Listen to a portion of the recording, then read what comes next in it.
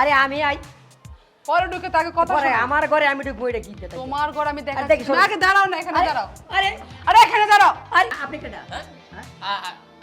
তুমি কেডা? এই মেয়ে আমার বাড়ি এটা। হেট মিয়া, এটা আমার বউ। আরে কি কেরো আমাদের বউ? হেট মিয়া, বিয়া করে ঠিক আছে আমি আমার বিয়ে করে থুই গেলে তোমার তোমার সাথে। সাথে। হেই মিয়া, বেরো। আরে হেই, আমার বাড়ি আমার ঘর ঠিক করে আমরা- এই, এই, তোমার আব্বা কেডা? এই দেখো, দেখছো? হ্যাঁ? এই যে আমার ছেলে, এই এটা আমার বউ। এটা কেডা? আম্মা এটা তোমার আম্মা। এটা কেডা? আব্বা তা আমি কি? চিনি না ওয়ালাইকুম সালাম ও ভাই। কেমন আছেন ভাই? আরে ভাই বালা না রে ভাই। কান্দেন কি লিগা? কান্দি রে ভাই দুঃখে 10 বছর পরে বিদেশতে আইছি। তেফিয়ান ভাই। কোন সময় আইছেন? এই আইছি 2-3 ঘন্টা হইছে বাইতে আইছি পরে বউ আমারে চিনে না গারো ধরে বাড়ি করে দিছে। আপনার উনিও স্বামী দুই স্বামী নিয়ে আপনি সংসার কিভাবে করলেন? আপনাদের মতো মহিলাদের জন্য একটা পুরুষ কত কষ্ট করে দিনের পর দিন বিদেশের মাটিতে তারা দিন নাই রাত নাই খাটে। তুমি আমায় করতে সুখী জীবনে অনেক বেদনায় সয়েছ। তুমি আমায় করতে সুখী জীবনে অনেক বেদনায় সয়েছ। শোনো, এবার তো অনেক দিন হয়েছে বিদেশ থেকে আইছি, তো আমারও প্লেটের সময় হয়ে যাচ্ছে, আমি জায়গা সাবধানে থাইকো। এইবার একেরে অনেক দিন পরে আমু, কারণ ওই যে বাড়ি ধরছি টিয়া সারা বাড়ি কিদ্দা করবা, খাম বাগারে তুলে হইব, ভবিষ্যতে ছেলে মেয়ে হইব, এদের কত সুযোগ সুবিধা লাগবো। সাবধানে থাইকো, বুঝছো? হ্যাঁ সাবধানে থাক। হ্যাঁ এবার আইসা মনে করে একটা টুনটুনি টুনটুনি বুঝাও, হয়ে যাবে ইনশাল্লাহ। কি বলতেছো, তুমি 12 বছর পর আসবা? ভালোই হবে। যাও তুমি, সমস্যা নাই, তুমি 10 বছর পর আহো না 12 বছর পর আহো, আমার তো একজন আছে। তুমি শোনো, আমার জানি কেমন লাগতেছে বুঝছো, ঠিক। অনেকদিন হয়েছে তো তুমি আসছো, মানে অনেকটা মায়া হয়ে গেছে, আর আমার জানি কেমন লাগতেছে, মনে হয় যে বেবি পেটে চলে আসছে। আলহামদুলিল্লাহ, কি খাও, এত খুশির সংবাদ। বাবু তো আর আসে নাই, কোনো সময় বাবু চলে আসে, তখন আমি তোমার কি বলবো, এই জন্যই কি বলে হলো, তুমি কি ভাবতেছো? না কিছু না, ভাবতেছি তুমি এতদিন থাকবা, আমি বাচ্চা কাছে হইলে কিভাবে থাকবো একা, বা বাচ্চা হইয়া তোমার দেখবো না, মানে এই ভাবতেছি। আরে তাতে কি হয়েছে, আমি 10-12 বছর পরে আইসা ছেলে মেয়ে যাই হোক, আল্লাহ যাই দেখ, তুমি সুন্দর করে মানুষ করবা, আমি আইসা ওরা স্কুলে ভর্তি করবো, স্কুলে নিয়ে যাবো, এটাই তো আলাদা একটা আনন্দ, বুঝো না? তোমার প্রতি তো আমার বিশ্বাস আছে, মন খারাপ করো না, তোমার প্রতি আমার বিশ্বাস আছে। শোনো, আশেপাশে কোথাও যাইবা না, সাবধানে থাকবা, ফরজের মতো থাকবা, নামাজ রোজা করবা, কারণ আমি এবার দেরি করে আমু তো, মানে এমনভাবে থাকবা যাতে মানুষের কোনো বদনাম না কইতে পারে, যে ওই যে বৌথিয়া বিদেশ গেছে, বড় কত সুন্দর, মানে আমি আইলে যে তোমার সুনাম শুনি, বুঝছো? হ্যাঁ তাহলে থাকো, হ্যাঁ থাকো, সাবধানে থাকো। হ্যাঁ আচ্ছা গেলাম। আবার এইসব ভালো থাকবে। হ্যাঁ আচ্ছা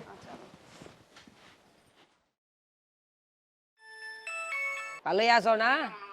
তোমাকে সাইরা আর ভাল লাগে না, খালি মন চায় যে বাংলাদেশে যাই, বুঝছো? আমাদের বাবু যে তোমার ছেলে বাবু হয়েছে, স্কুলে পড়াশোনা করে কত বড় হয়েছে। ও আলহামদুলিল্লাহ আলহামদুলিল্লাহ, দেখা যায় আমার লাহানি হয়েছে, এই ছেলের দিকে খেয়াল টেয়াল রাখো বাবা। ঠিক আছে বাবা, আমি আয়া পড়তেছি বাবা, আয়া পড়বো, এই 2-1 মধ্যে আয়া পড়ুম। ভাল লাগে না, যাক ছেলেটা হয়েছে, বিদেশের বাড়ি তুমি করে থুয়ে আইছি। এত সকালে আসবে কি জন্য, আরো কয়েক বছর থাইকে আসো, টাকার তো দরকার আছে, একটা বাচ্চা হয়েছে, ওর ভবিষ্যৎ করা লাগবে না? মনে করো বিদেশে যে কত কষ্ট, এর তো বাচ্চাকে বুঝো না, বিদেশে আইলে বুঝতা অনেক কষ্ট, বিদেশে টিয়া কামানি অনেক কষ্ট। এই দেখো বিল্ডিং, এই যে দেখো এই বিল্ডিং এ আমি কাজ করি, বুঝছো? এই কোম্পানি হলো তোমার বিদেশি কোম্পানি, বিল্ডিং এর কাজ করি আমি, এই বিল্ডিং এ দেখছো, বিল্ডিং এই যে দেখো, এই যে দেখো, এই যে বিল্ডিং। যা করছো তা তো মনে করো বাড়ি ঘরের কাজে খাটায় লাগছে, কিছু ক্যাশ লাগবে না, আমরা খাবো কি, থাকবো কিভাবে, তুমি চলে আসলে এখানে এসে কি করবা? আর 5-6 বছর থাইকে পরে তুমি আসো, কিছু টাকার দরকার আছে, এখন আসা লাগবে না, আপাতত আর 5-6 বছর থাকো, পড়াই। কি কইলা? হ্যাঁ 12-13 বছর হয়েছে বিদেশে আছি, আবার আরো 5-6 বছর থাকতাম, আমি আর থাকবো না, না আমার আর এইসব বিদেশ ভালো লাগে না। এত কিছু বুঝি না, তোমার বলছি 5-6 বছর পর আসতে, 5-6 বছর পর আসবে, আমি যদি আসো তাহলে ঝগড়া হবে তোমার সাথে, রাখলাম ফোন। ঘটনা কি, 10-12 বছর হয়েছে বিদেশ আইছি, আবার আমারে কয় আরো 5-6 বছর থাকতে, আবার কথা শেষ না করে কাটতেও দিছে। বিষয়টা বুঝলাম না। না, বিদেশে থাকবো না, বাংলাদেশে চলে যাবো। বিদেশে আর থাকবো না, বাংলাদেশে চলে যাবো। কি ব্যাপার, তুমি এত টেনশন করতেছো কেন? টেনশনে কি আর খালি খালি আসছি? ও যে আসবে বলছে, এখন তো আসলে আমার একটা ওর সাথে মানে প্রশ্ন করলে জবাব দিতে হইব। জবাবটা তো আমার দিতে হবে, জবাবটা তো তোমার দিতে হবে না, টেনশনটা তো আমার। আর ফোন দিয়ে বললো আর কিছুদিনের মধ্যে চলে আসবো, আসলে কি করবো তোমারে, কি করবো? আর আমি কার কাছে যাবো, কারে কি জবাব দিব বলো?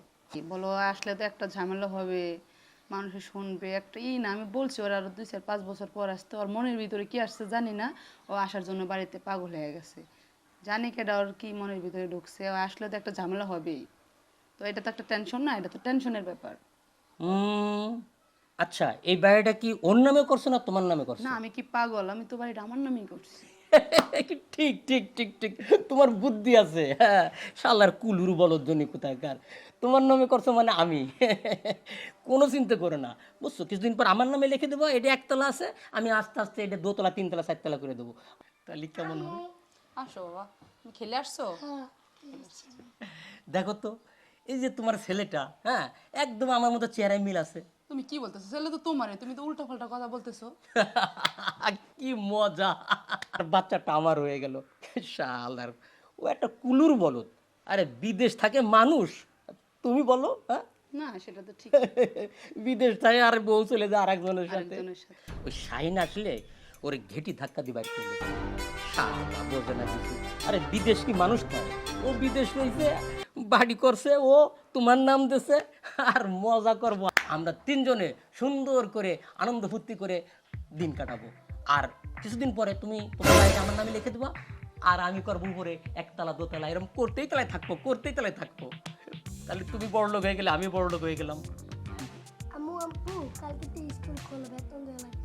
সমস্যা না, তুমি টেনশন করো না। তোমার স্কুলের বেতন নিয়ে কি টেনশন করতে হবে? আম্মু আছে না, আমি তোমার বেতন দিয়ে দেবো। সমস্যা হয়ে যাবে টাকার।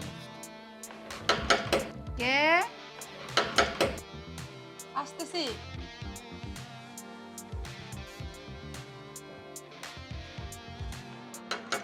রাইসা,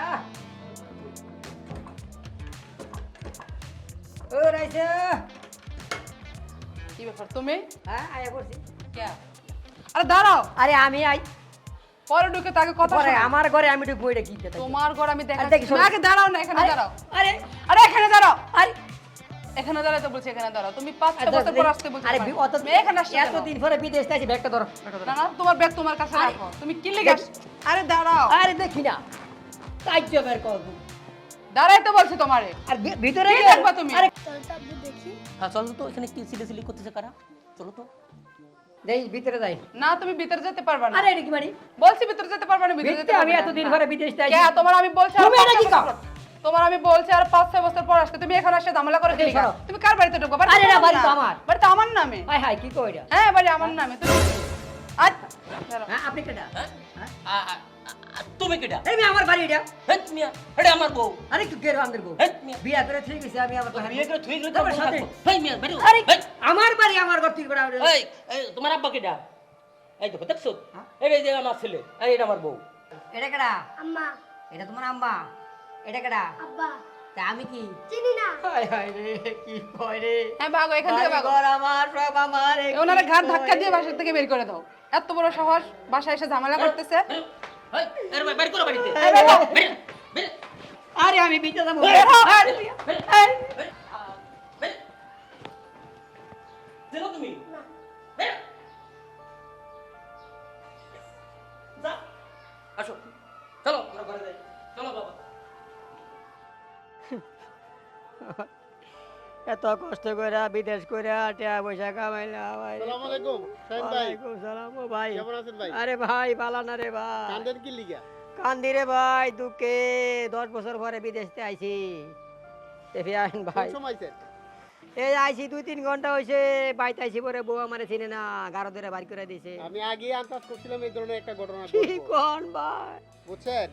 এখন আপনারা বাইর করেছে, আপনি নিজে কিচ্ছু করতেন না। ভাই। আমাদের নেতা রতন ভাই আছে, হ্যাঁ। উনার সাথে যান, উনার সাথে বিষয়টা বললে এলাকায় মই মুরব্বী মিলায়া একটা সমাধানে আমরা আসতে পারবো। আচ্ছা ভাই, বুঝছেন? চলেন ভাই যাই। আপনি আমার এই রতন ভাই, উপকারটা করেন ভাই। চলেন যাই। শুনেন ভাই, বহু টিয়া ভাড়াইছি, দুতলা বাড়ি করছি, অনেক ওই বেড়ি আমার চিনে না, ঘরে ভিতরে কোন এক বেড়া ভূতের এই জায়গায় কোয়েটা বলে আর বাবা আমার চিনে না। চিন্তা না তো, ভাই, লন যাই চিন্তা ভাই। না, লন যাই। ও একটা ভাই। সম্ভব না। ভাই আমার উপকারটা করেন ভাই। ও ভাই। চলেন। আসসালামু আলাইকুম ভাইজান। আসলাম। ভাইজান আসছিলাম আপনার কাছে, ওই যে এই বাইরের একটা বিষয় আছে, সাধারণ একটা উনি ওই যে বাইরে ছিল, ওনার বাসা বাড়িঘর সব দখল হয়ে গেছে গা। এখন উনি আপনি তো এই এলাকার মা বাপ বলেন, লিডার বলেন, বিচার আচার সব কিছু আপনিই করেন। এই জন্য আমি বলছি যে বাইরে যে আপনার কাছে গেলে আশা করি একটা সমাধান হইব। আপনি তার কাছ থেকে শুনে এটা একটা ভাইজান কান্নাকাটি করতেছে, তো ফাইসালা দিয়ে দিতেন।